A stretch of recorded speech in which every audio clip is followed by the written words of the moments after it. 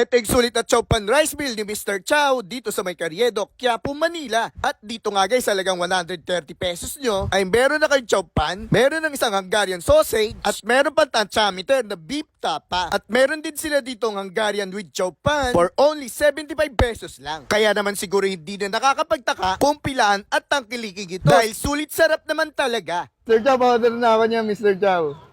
Ayun na yung Chow Pan mo. Apo. Masarap ba yung Chow Pan mo, Mr. Chow? Siyempre. Mas masarap. Aba yan, Hungarian. Ano yun, walang grams yan yung tapa nyo, Mr. Chow. Wala, tiyo. Tantsahan na lang. Tantiameter.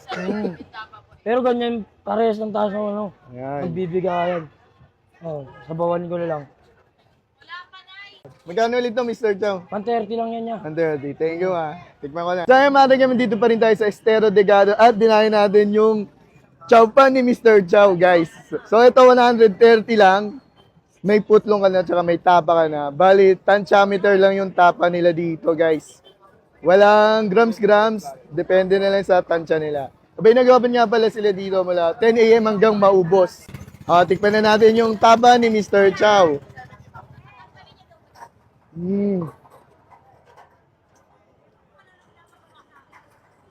Ang sarap ng tapa, guys.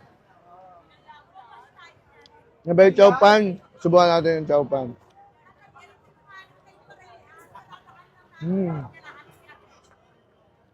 Sarap. Ang sarap ng Chow Pan. Sarap ng pagkakagawa ng Chow Pan, guys. Ngayon, mainit na mainit pa kaya. Nabuhan pa natin. Sarap, promise. Sulit na sa 130.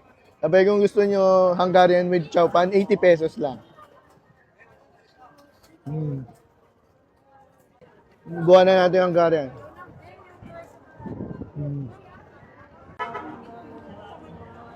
Hop!